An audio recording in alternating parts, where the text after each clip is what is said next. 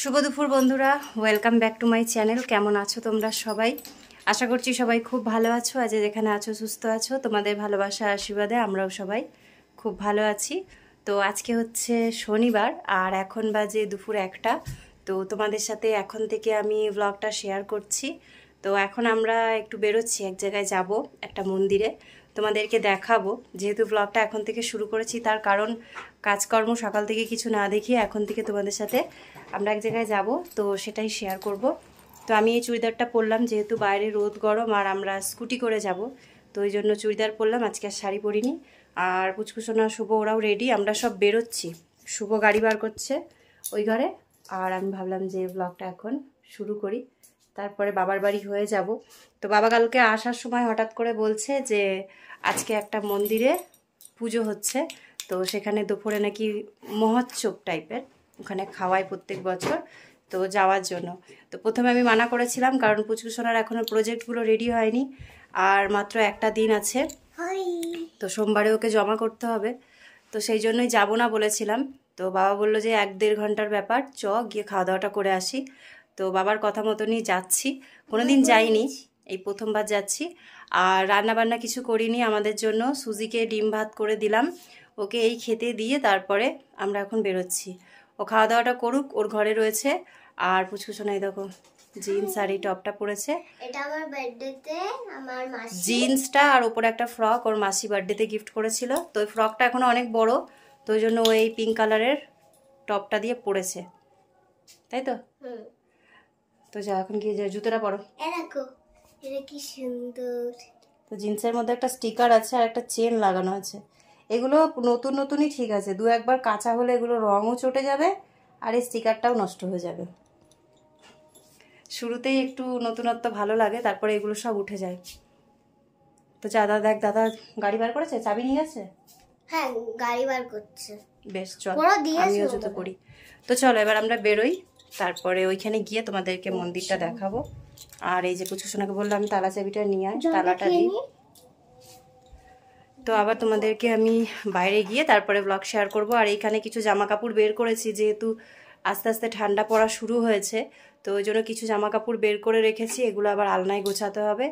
আর 2 দিন ধরে আমরা যা জামা কাপড় পরেছি সেগুলো সব আজকে কেচেছি, কিচ্ছু নেই, সব কেচে ফেলেছি। আজকে 3 বার করে মেশিন চালু করেছি। লাস্ট জামা কাপড়গুলো শুকাচ্ছে, ওগুলো শুকিয়ে গেলে তারপর বিকালবেলার দিকে তুলে নিয়ে এসে তারপরে আলনাটাকে গুছিয়ে নেবো। গরমের জামা কাপড় সরিয়ে দিয়ে কিছুটা সব শীতের জামা কাপড় এবার আলনাতে ভাঁজ করে রাখতে হবে। তো চলো এবার বেরোই, পরে আবার ব্লগটা শেয়ার করব আর তোমাদেরকে ওখানে গিয়ে দেখাচ্ছি সব কিছু। তো আমরা চলে এসেছি একটা কাকাদের বাড়িতে, এখান থেকেই আমরা মন্দিরে যাব।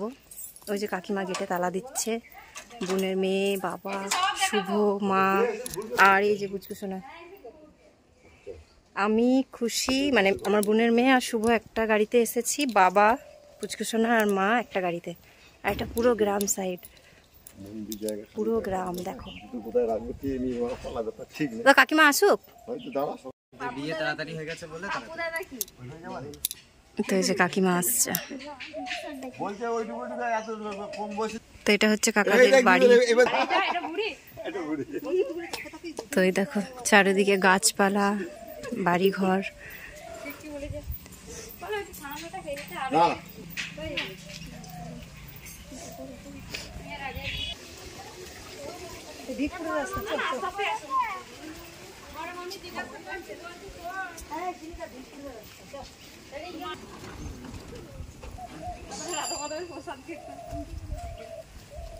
থাকা হয় না তো, রাশেও আসতে পারে না।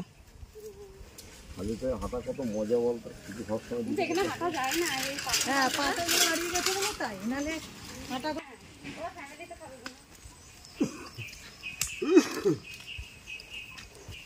এটা ইসলামপুর না?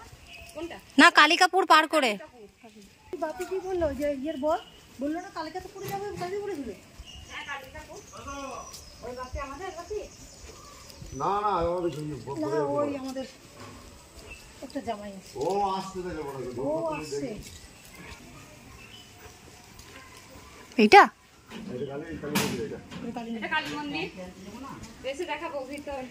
আচ্ছা, তারপরে তো এখানে কালী পুজো হয়েছে তো? আবার ওই যে কালারিং যে গেটটা দেখবি ওইখানে এই পাশে মন্দিরটা।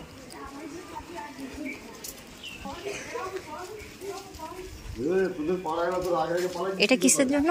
কৃষি সমৃদ্ধ, আচ্ছা এটা রেশন ডিলারের না এইটা? তাহলে যে ইয়ে করেছে কৃষক সমৃদ্ধ, তো এইখান থেকেই তোমাদের টাইম কলে জলটা যায়? তাহলে জলের প্রেশারও তো ভালো। হ্যাঁ না, কাছে থাকলে জলটা জোরে আসে, যত দূরে হবে।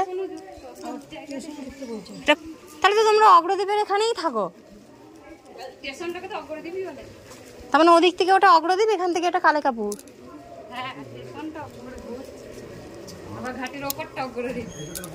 মন্দির ওই দিক দিয়ে ঢুকাচ্ছে। এবার ওই ঠাকুর এইখানে আসবে, ও হচ্ছে ঠিকই বলছে দাদা, তো ভাগ্যে আছে হবে। 2টো পর্যন্ত কীর্তন হয় বললো দাদা, ভাগ্যে আছে, তাড়াতাড়ি ধরুন।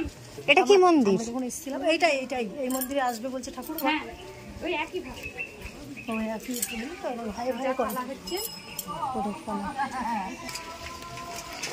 আমাদের ছেলে মেয়েগুলো পিছনে পড়ে গেছে, খালি পায়ে হাঁটে না, যে ওদের পায়ের মধ্যে পাথর চুপছে। কেমন লাগছে খুশি? কেমন লাগছে হাঁটতে? ওর পায়ের মধ্যে পাথর চুপছে, অভ্যাস নেই তো জুতো ছাড়া হাঁটা। তো আমরা চলে এসেছি মন্দিরের কাছে। এখানে অরিজিনাল ভয়েস দেওয়া যাবে না, তাহলে আবার কপিরাইট চলে আসবে। তো এখানে মনে হচ্ছে আরতি হচ্ছে, আরতি কীর্তন দুটো একসাথেই হচ্ছে। তো এই দেখো বাবা মা ঢুকছে, ওখান দিয়ে আমাদেরকে যেতে হবে। তো চলো ভেতরে নিয়ে গিয়ে দেখাই। তো এখন যে মন্দিরটাতে আমরা যাচ্ছি সেটা হচ্ছে রাধাকৃষ্ণ ঠাকুরের মন্দির। আর এই মন্দিরটা হচ্ছে সবথেকে পুরনো। আমাদের বাড়ির থেকে মোটামুটি ওই 25 মিনিটের মতন লেগেছে আমাদের এখানে আসতে। আর তোমরা যারা দেখেছো গণেশ পুজোর ভিডিও, আর আমাদের বাবার বাড়িতে যখন আমরা খাওয়া দাওয়া করেছিলাম গণেশ পুজোর পরে, তো একজন কাকা কাকিমা গেছিলো আমাদের বাড়িতে, তো ওনাদেরই বাড়ি এখানে, এখান থেকে মন্দিরটা কাছে। তো ওই জন্যই আমাদের আরও আসা। আর এখানে অনেক মানুষই এসছে, তোমরা দেখে বুঝতেই পারছো, প্রচুর ভিড় হয়েছে। আগামীকাল 8ই কার্তিক সকাল 10 ঘটিকা ঘটে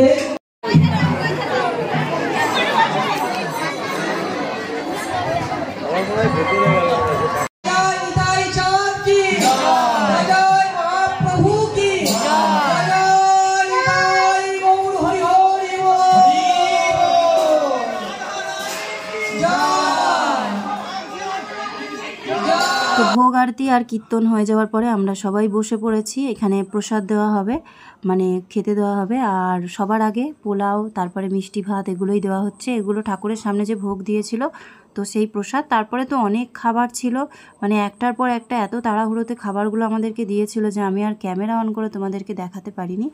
আর প্রথমে সাদা ভাত, তারপরে পোলাও, তারপরে ছিল খিচুড়ি। খাওয়া দাওয়া করে কালী মন্দিরে এসেছি। চলো ঠাকুর দেখাই তোমাদের। আচ্ছা, এখানে মায়ের মূর্তিটা ইয়েতে পাথরে প্রতিষ্ঠিত, তাই না? আচ্ছা, দেখাতে পারলাম না, অন্ধকার দেখা যাচ্ছে মায়ের মূর্তিটা। আর অন্ধকারেই মায়ের পুজো হচ্ছে, লাইটও জ্বলছে না ঘরে।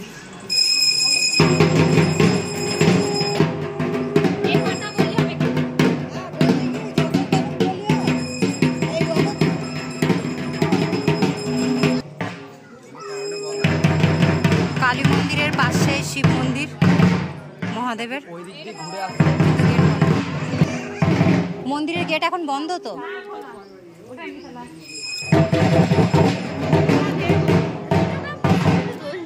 দেখা যাবে? হ্যাঁ, গেটটা খোল তো বুড়ি, ওই গেটটা খুল।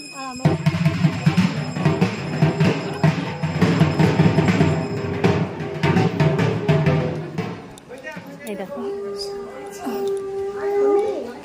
ঠাকুরের দেখা যাচ্ছে। ছাপ আছে। হ্যাঁ, প্লিজ মানে তেল নেই, গাড়ির মধ্যে তেল লাগে না। আমাদের গাড়িতে তো আমাদের ঘোরাফেরা খাওয়া দাওয়া সব হয়ে গেল। আমরা এখন বাড়ি যাচ্ছি। আমাদের ড্রাইভার দাদা গাড়ি চালাচ্ছেন, উনিশ না তো। বাবা মার বাড়ি হয়ে আসলাম, বোনের মেয়েকে নামিয়ে দিয়ে আর পুচু সোনাকে নিয়ে। তো চলো এবার বাড়ি যাওয়া যাক।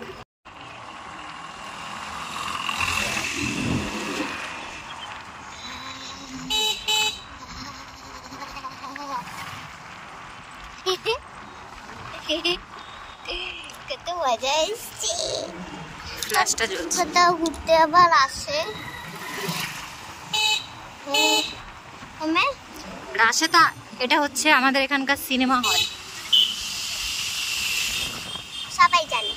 আর এটা হচ্ছে গান্ধী চক, গান্ধী বাপু। আর এই যে এখন এখান থেকে আমরা ডান দিকে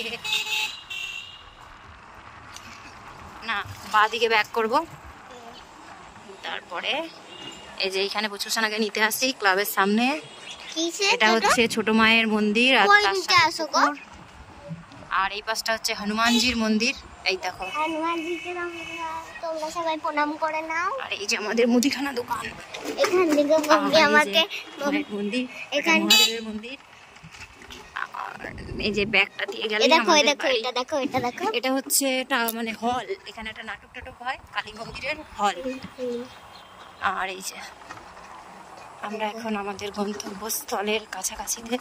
কি গন্তব্যস্থল মানে স্টেশন বা আমরা যেখানে যাচ্ছি সেই জায়গাটা। স্টেশন কোথায় আমরা যাচ্ছি?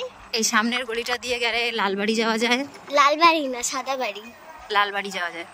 আর এই সামনেরটা হচ্ছে আমাদের বাড়ির রাস্তা। এই যে আমাদের বাড়ির সামনে একটা স্কুল, সব আজকে মন্দির মন্দির করে ফেলছি। মন্দির স্কুল, আমাদের বাড়ির সামনের প্রাইমারি স্কুল। আর এগুলো কি সুন্দর।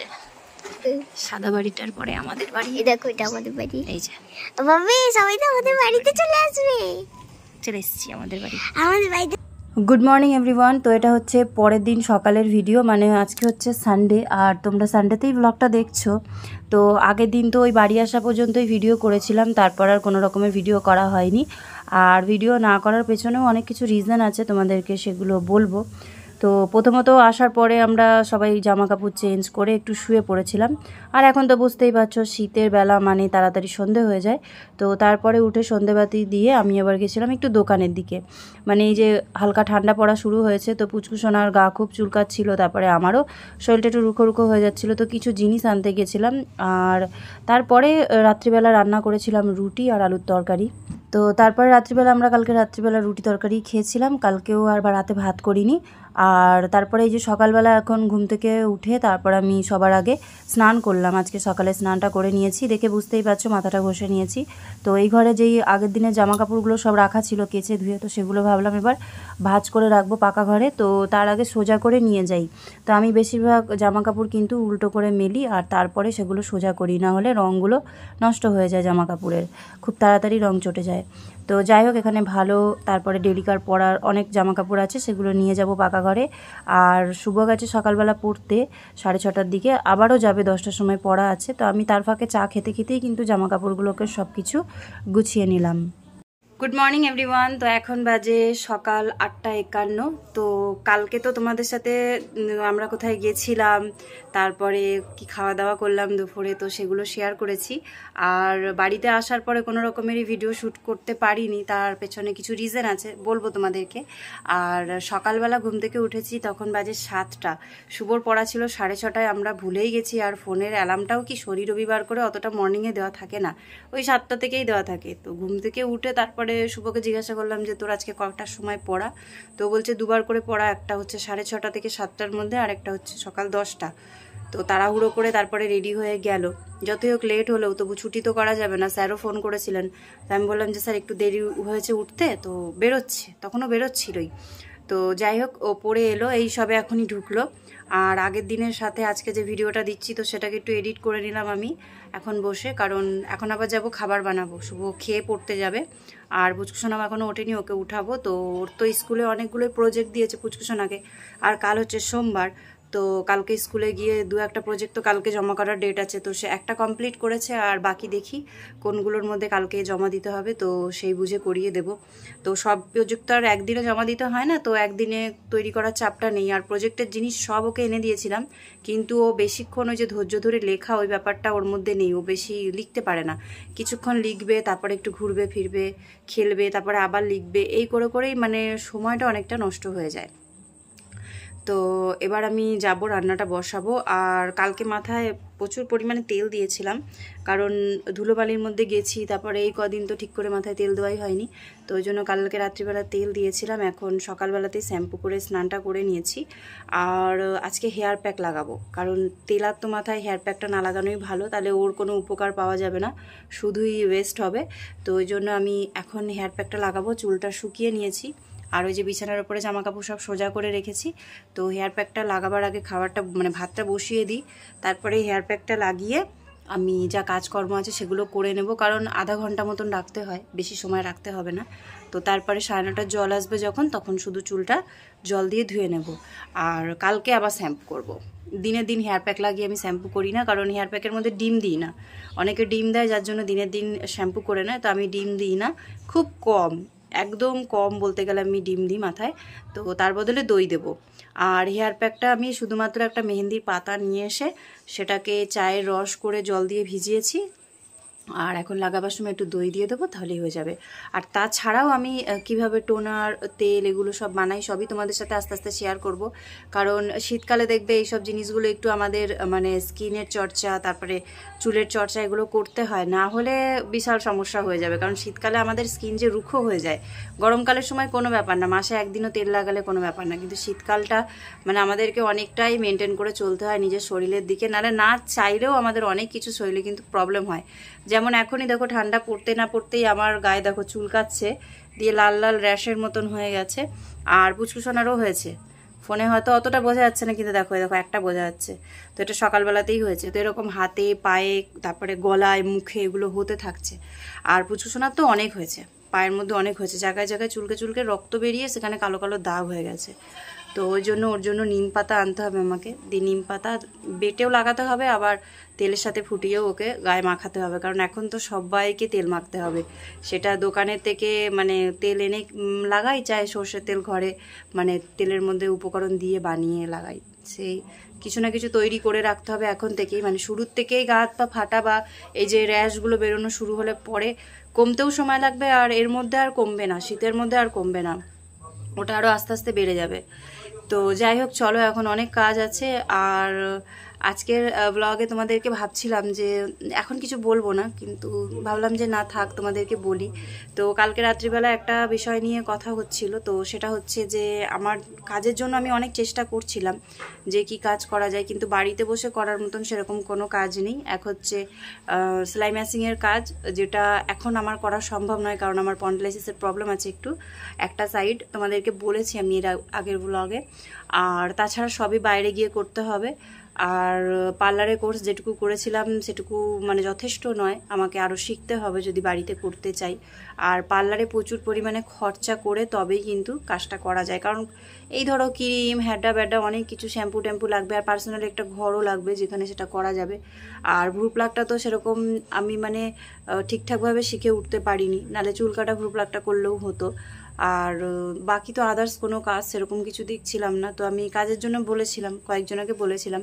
তো তার মধ্যে একটা কাজের কথা আমাকে বলেছে, 2 দিন হলো বলেছে, তো আপাতত ওটা নিয়েই ভাবনা চিন্তা চলছে। তবে আমি 90% কনফার্ম যে কাজটা করব, আর হয়তো 2-1 দিনের মধ্যে আমি সেই কাজটার জন্য যাব, মানে যাব বলতে প্রথমে আমি ওটার বিষয়ে জানতে যাব।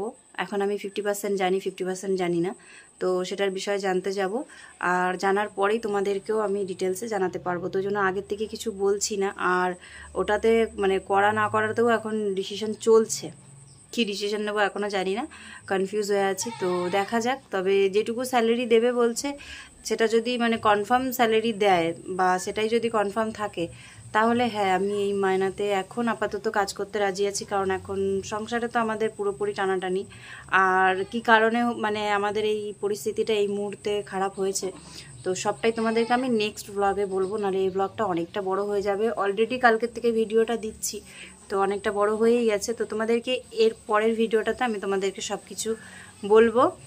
আর এখন আপাতত নতুন একটা কাজের খবর হয়েছে, তো আমি হাতছাড়া করতে চাইছি না, কারণ যাই দেখি, এমন নয় যে আমার এই কাজের বিষয়ে কোনো কিছু অভিজ্ঞতা নেই। অভিজ্ঞতা আছে, 99% অভিজ্ঞতা আছে, 1% বাকি আছে।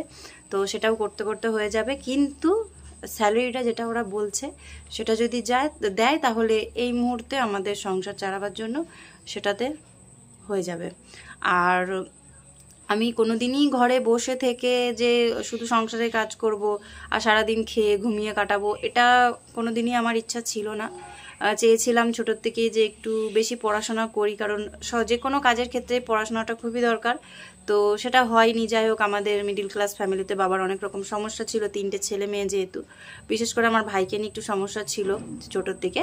এখন যাই হোক, সেই প্রবলেমগুলো দূর হয়ে গেছে, বা সেই প্রবলেমগুলো এখন নেই। তো সেটাই আমাদের কাছে অনেকটা বড় পাওয়া। আর পড়াশোনা বলতে আমি তো তোমরা জানোই যে মাধ্যমিক দিতে পারিনি, তো সেটা আমি এখানে এসে দিয়েছি। আর সেগুলো আমি সব কিছুই তোমাদেরকে ব্লগে শেয়ার করেছি। তো মাধ্যমিকের সার্টিফিকেটটা রিসেন্ট আমার হাতে আছে, যার জন্য এখন একটা কাজ করতে গেলে আর অতটা অসুবিধা হবে না আগের মতন। আগে যেমন সার্টিফিকেটটা ছিল না আমার, তো একটা কোয়ালিফিকেশান থাকা খুবই দরকার, যেটার দ্বারা তুমি কোনো কাজ করবে বা যেটার দ্বারা তুমি একটা সাপোর্ট পাবে। তো উচ্চ মাধ্যমিকটা হলে আরও ভালো হতো, কিন্তু এই মুহূর্তে উচ্চ মাধ্যমিক দেওয়াটাও সম্ভব নয়, অনেকগুলো টাকার ব্যাপার আছে। তবে ধীরে ধীরে চেষ্টা করব যে যদি সম্ভব হয় উচ্চ মাধ্যমিকটাও দিতে। তো কাজটার বিষয়ে আমি তোমাদেরকে যখন কাজটা করব বা সব কিছু জেনে যাব, তখন তোমাদেরকে আস্তে আস্তে শেয়ার করব। আর ঘরে বসে সংসারে কাজকর্ম করার পরেও সবারই কিছু না কিছু একটা হাতের কাজ হোক বা কিছু পড়ানো, এসব করানো দরকার। কিন্তু আমাদের এখানে তেমন একটা কিছুই নেই সেরকম বলতে গেলে। আর পড়াতে গেলে, টিউশন পড়াতে গেলে সবার বাড়িতে যেতে হবে, এটাও একটা অপশান ছিল, করা যেত, কিন্তু বাড়ি বাড়ি গিয়ে টিউশন পড়াতে হবে। মানে মিনিমাম 1 থেকে 1.5 ঘন্টা একটা বাড়িতে দিতে হবে মাসে। হ্যাঁ, 5-6 হাজার টাকা মতন পেমেন্ট পাওয়া যেতেই পারে, না পাওয়ার কিছু নেই, কারণ এখন সবাই বাচ্চাদেরকে কিন্তু ইংলিশ মিডিয়ামেই পড়ায়। তো সেই হিসাবে 1000-1200 টাকা করে মাথা পিছু একটা বাচ্চার পেমেন্ট হয়েই যায় টিউশন ফিস। কিন্তু সেটাও এখন সম্ভব হচ্ছে না, কারণ ওই গিয়ে গিয়ে পড়ানোটা হবে না। আর ওর থেকেও একটু বেশি স্যালারি হলে ভালো হয়। তো যাই হোক, তোমাদেরকে তো জানাবোই, তবে কবে যাব সেটা এখনও জানি না। তবে নভেম্বর থেকে আমি জয়েন করব কাজে। আমাদের এখানে যে ফেস্টিভ্যালটা আছে, মানে রাস পূর্ণিমা, যেটা এই যে পরে পূর্ণিমাটা আসছে 10-11 দিন পর, তো সেটা তো আমাদের এখানে খুব খুব মানে এখানে প্রচুর পরিমাণে জমজমাটি ব্যাপার একটা। তো সেটা পার করেই আমি ভাবছি কাজে ঢুকবো, কারণ আর কটা দিন আছে। আর তার মাঝখানে আমাকে ট্রেনিংয়ে যেতে হবে, ইন্টারভিউ দিতে হবে। তো বায়োডাটা রেডি করতে হবে, বায়োডাটা রেডি করে রাখতে বলেছে। আর আজকাল সব কিছু ডিজিটাল হয়ে গেছে, তো ফোনেই সব কিছু হবে, তার জন্য কোনো ব্যাপার নেই। কিন্তু এখন কাজটা আমি মানে করব কি না, এখন দুরকমই ভাবনা চিন্তা চলছে। আর এটা আমাদের এখানে হবে না, মানে আমি দাইহাটের মধ্যে করব না, দাইহাটের বাইরে যেতে হবে। সেটাও একটা সবথেকে ভাবার বিষয়, বড় বিষয়, যে দাইহাটের বাইরে আমাকে যেতে হবে। আর সকালে গিয়ে সেই সন্ধেবেলা আসতে হবে, তার মাঝখানে ওদেরও দেখাশোনার ব্যাপার একটা আছে। তো সব কিছু ভাবনা চিন্তা চলছে, দেখি। তোমাদের দাদাভাইকেও কালকে বললাম, মানে কথাটা আমি পরশু দিনকে জেনেছি, তো কালকে জানালাম। নিজে আগে ডিসিশনটা নিই যে করবো কি করবো না, বা আমার কি সুবিধা অসুবিধা হতে পারে। তো কালকে জানালাম, তো তোমাদের দাদাভাই বললো, দেখো তুমি কি মানে কিভাবে সুবিধা হবে, কিভাবে করলে তোমার শরীরও ঠিক থাকবে, খাওয়া দাওয়া যাওয়া আসা সব কিছু। তো সেদিক থেকে সব কিছু ভেবে দেখলাম যে মোটামুটি 80% সমস্যা হবে না, কিন্তু 20% সমস্যা সবারই হয়, এটা কোনো কথা নয়। তো সেগুলো ম্যানেজ করে নিতে পারলে পরেই হবে। দেখি এবার তোমাদেরকে আমি সব কিছু ডিটেলসে এর পরের ভিডিওতে আমি সব কিছু জানাবো। তো চলো এবার খাবারটা বসাই, নাহলে শুভর আবার দেরি হয়ে যাবে, 9টা বাজে। 1 ঘন্টার মধ্যে ওকে সকালবেলার খাবার বানিয়ে দিই। পুচু সোনাকে ডাকি, ওর এখনও প্রজেক্ট বাকি আছে। আর আমিও গিয়ে চুলে হেয়ার প্যাকটা লাগিয়ে নিই, অনেক দিন চুলের স্কিনের কোনো যত্নই করা হয় না। তো তোমাদের সাথে আবার পরে দেখা হচ্ছে। তো এদিকে আমার সকালে খাওয়ার মতন রান্না কমপ্লিট, ভাত হয়ে গেছে এখানে। আমি আলু ভেজে নিচ্ছি। তো সকালে খাওয়ার জন্য শুধু শুভ, পুচকুসোনা, আমি তিনজনা সকালবেলা ঘি ভাতের সাথে আলু ভাজা দিয়ে খেয়ে নেব। আর আজকে আমাদের লঙ্কা গাছে 2টো কাঁচা লঙ্কা হয়েছে, সকালবেলাতেই দেখলাম। তো ওই জন্য আলু ভাজার মধ্যে গাছের কাঁচা লঙ্কাই কিন্তু দিয়েছি। আর বেশ ঝাল হয়েছিল, মানে এইবারকার কাঁচা লঙ্কাগুলো কিন্তু ঝাল হয়েছে। অন্যবার তো কাঁচা লঙ্কা একদম মানে মুখে এমনি চিবিয়ে খেয়ে নেবে, এরকম ঝাল একদমই ছিল না। তো আজকের ভিডিওটা যেহেতু দেখতে দেখতে অনেকটাই বড় হয়ে গেছে, তো আজকের ভিডিওটা এখানেই শেষ করছি। কেমন লাগলো অবশ্যই কিন্তু কমেন্ট করে জানিও, আর একটা লাইক করে দিও, আর চ্যানেলে নতুন হলে সাবস্ক্রাইব করে নিয়ে আমার পাশে থেকো। তো দেখা হচ্ছে নেক্সট ব্লগে। সবাই ভালো থেকো, সুস্থ থেকো, সাবধানে থেকো, আর সব সময় নিজেদের খেয়াল রেখো।